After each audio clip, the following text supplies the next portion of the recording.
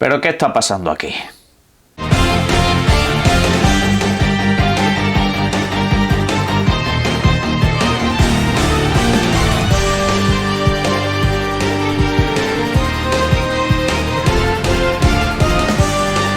Buenas.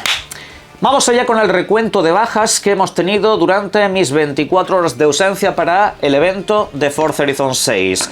En este caso, el Arsenal ha ganado la Premier. Sí, ha ganado la Liga después de 22 años, ni tan mal. He tenido que salir de viaje para que eso suceda, pero en videojuegos, PlayStation ha sido hackeada. Ha anunciado un evento de videojuegos grande. Han anunciado un juego del Señor de los Anillos y también una secuela de Kingdom Come. Aparte de otras noticias, ¿saben ustedes qué ha pasado también?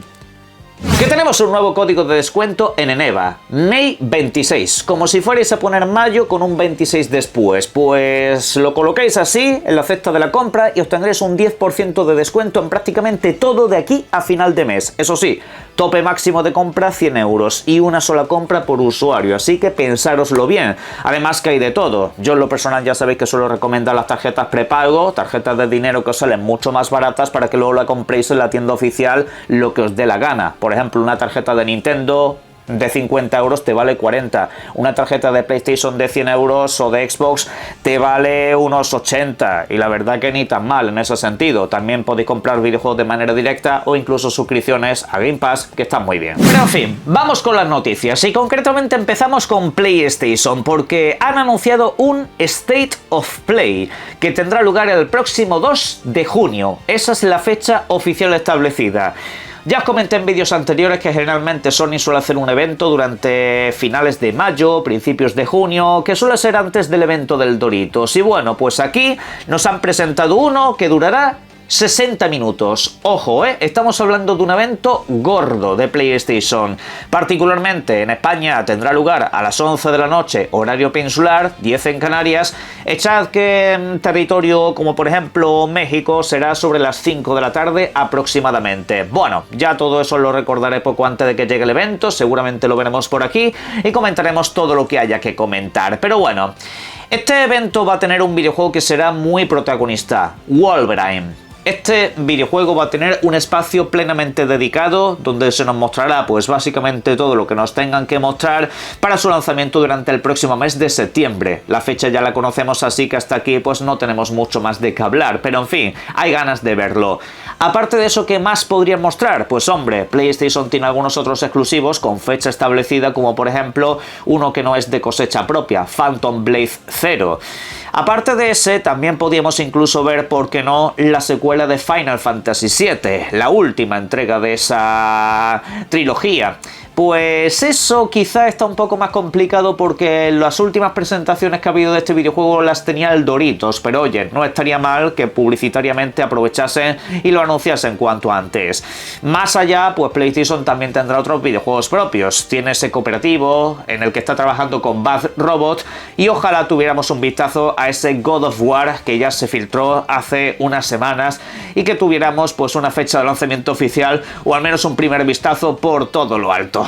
En realidad PlayStation tiene varios estudios que podrían presentar alguna cosa. Yo, por ejemplo, quizá no espero para este evento el Intergalactic, pero es opinión, no es información para nada.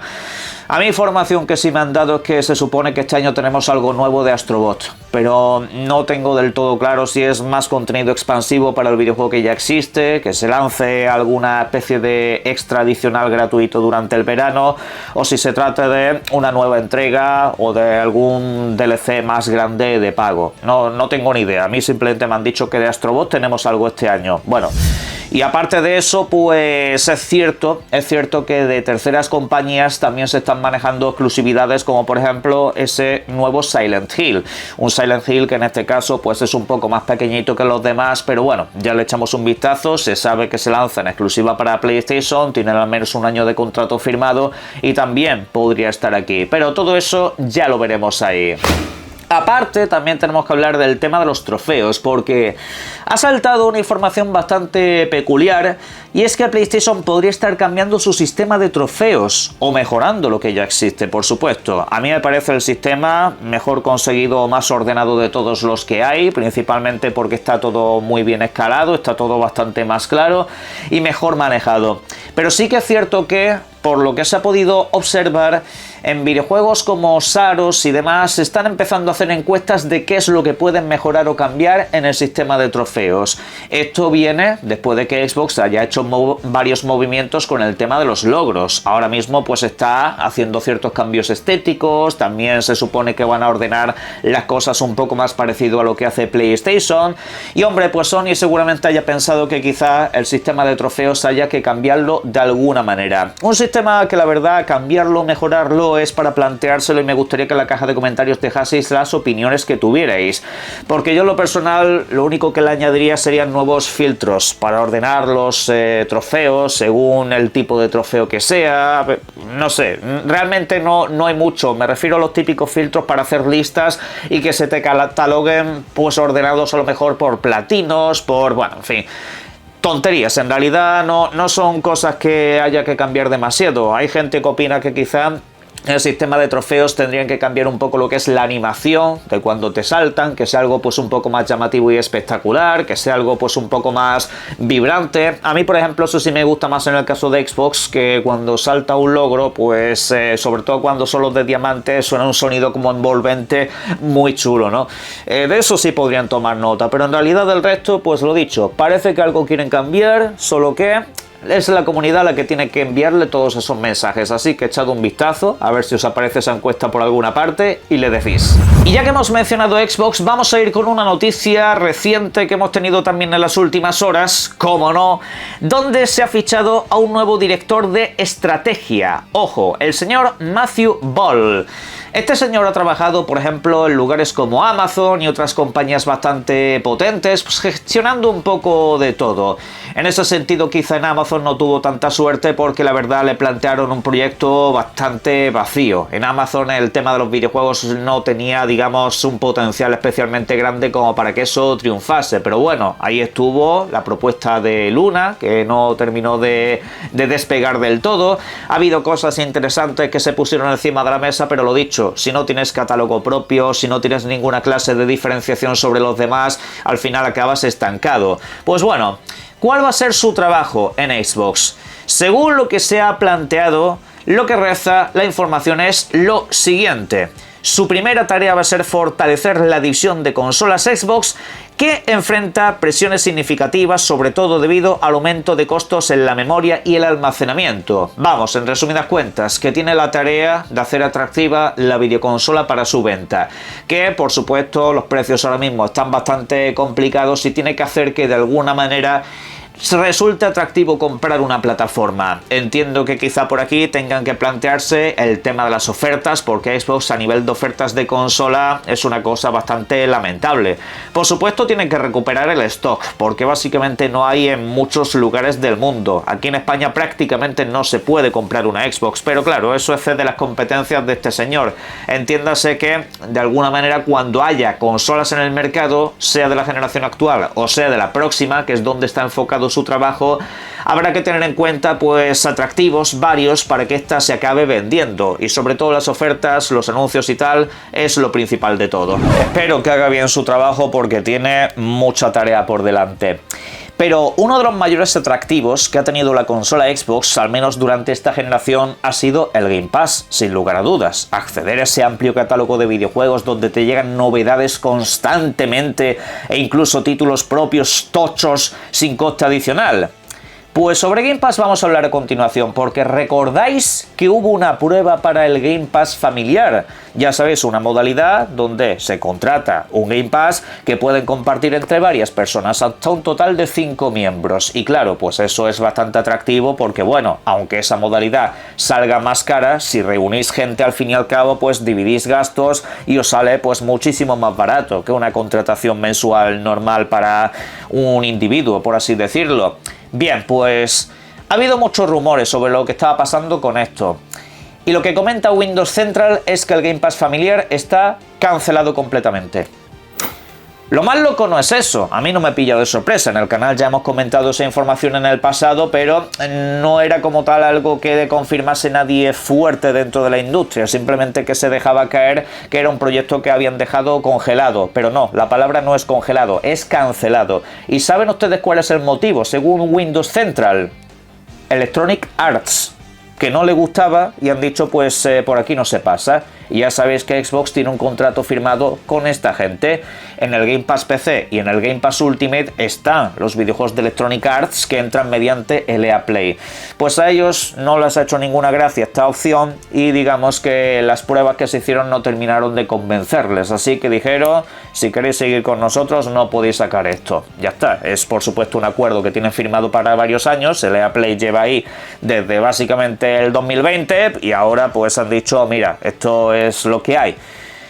Preguntas. ¿Por qué no lo hacen con el Game Pass Premium? Pues honestamente es que el Game Pass Premium no es el más atractivo de las suscripciones. Y bueno, yo aún así lo intentaría, de alguna manera lo probaría, pero entiéndase que mucha gente reclamaría sobre todo el Game Pass más caro, el Game Pass más potente, donde te llegan esas novedades. Seguramente mucha gente, pues un Game Pass familiar para un catálogo donde no te llegan videojuegos de lanzamiento, pues igual no les interesa tanto. Puede que ni siquiera a Microsoft le interese tanto a nivel de negocio. Y en fin, es bastante surrealista. Yo la verdad que esta cosa no me la esperaba. Quizá pues podíamos pensar otras, como que por ejemplo no quieren abaratar más los costos de Game Pass, sino que de hecho intentaron subirlo, pero no, realmente todo esto, según esta información, es porque a Electronic Arts no le hace ninguna gracia. Vamos, esto a mí la verdad que me ha dejado a cuadros, todo se ha dicho. Pero en fin, seguirán explorando más opciones para Game Pass, hay todavía planes de mejorarlo y cambiar cosas. Cambiamos de compañía y vamos a hablar de Embracer Group. Ojo porque acaban de anunciar que van a hacer una división de licencias. Otra de estas noticias que ha sucedido mientras yo estaba fuera. Y es una división muy interesante y que debería de dejarnos bastante tranquilos, porque precisamente esta compañía se ha caracterizado mucho durante toda esta generación por empezar a cerrar estudios, cerrar muchas licencias que tenían compradas y no aprovecharlas para básicamente nada. Pues ojo porque pasa lo siguiente. Ahora habrá una nueva empresa pública que será una fusión donde se van a aglutinar licencias importantes, como por ejemplo Tomb Raider, Metro o incluso Kingdom Come Deliverance. Esto pues es importante sobre todo porque estas licencias estarían a resguardo. Si sucede cualquier movida, si pasa cualquier historia, estas licencias pueden ser rescatadas sin ninguna clase de problema. O al menos digamos que no tendrían ese perjuicio económico que tendría la compañía. No sé, en este sentido creo que es una manera que están teniendo muchas empresas de salvaguardar todas sus licencias. Algo parecido hizo Ubisoft hace no demasiado tiempo. Sus principales licencias están como separadas en una empresa aparte, pero que siguen dentro de la compañía en cierto modo, con inversión y capital de fuera. Esto pues lo que ayudaría precisamente es que haya incluso más inversión en estas licencias, que desde fuera se puedan, digamos, externalizar de alguna manera un apoyo de desarrollo y cosas un poco de ese estilo. A mí la verdad que esto me gusta, a mí la verdad que siempre me parecen buenas noticias, algunos lo ven en modo negativo, pero en realidad es como un salvoconducto, es un seguro de vida, básicamente, para que no suceda absolutamente nada y hombre, teniendo en cuenta la empresa que está detrás y todo lo que pueda suceder, pues casi que mejor. Con Tomb Raider, por ejemplo, de momento la cosa está bien, pero con otras entiendo que hay algunas dudas, aunque hay licencias que tienen una salud muy importante. Estas dos. La primera es Kingdom Come. Ya sabéis que hemos tenido la secuela hace apenas un año y que yo lo considero uno de los videojuegos de mundo abierto más importantes de toda la historia. Es una pasada, el videojuego ha sido un completo éxito, pese a que ya sabéis esta organización criminal de las redes sociales intentó boicotearlo por cosas que escapan a su comprensión ya que no lo juega, pero aún así ha sido un completo y rotundo éxito. Vamos, ha vendido millones de copias siendo un videojuego considerado más de nicho y con un presupuesto casi de risa. Es que casi no llega a presupuesto AAA y aún así el videojuego ha vendido una barbaridad. Pues ojo porque han anunciado que va a tener una nueva aventura. No dicen necesariamente que sea una tercera entrega. Eso sí, dicen que es una nueva aventura. Podría ser un videojuego más pequeño dentro de este universo o podría incluso cambiar lo que es el grupo de personajes que nos presentan. Así dejan al pobre Henry ya un poco tranquilo, que madre mía, por las que tiene que pasar últimamente. Pero bueno, la otra licencia es El Señor de los Anillos. Sí, han anunciado que efectivamente están trabajando en un videojuego dentro de esta franquicia. Esto ya lo comentamos en el canal y tengo un vídeo dedicado específicamente a ese tema, cuando saltó el rumor. Un rumor que horas después algunos dijeron que estaba desmentido. Algunos me dijeron que borrase el vídeo, que todo eso ya no tenía sentido, todo lo que había comentado. Es real, es oficial. Están haciendo un juego del Señor de los Anillos, una experiencia de mundo abierto similar a los RPGs que hace esta gente. Que os lo digo desde ya, son los que han hecho el mejor mundo abierto orgánico de la historia. El de Kingdom Come Deliverance 2, vosotros veis ese mundo abierto, lo reactivo que es, y vais a ver que es que ningún videojuego te ofrece eso, ninguno. A nivel de reactividad, ninguno. De realismo, de decisión y consecuencias, no he visto nada igual jamás en un videojuego y sobre todo para un solo jugador. Porque hombre, sí, tenemos los MMO, pero eso es un caso completamente aparte.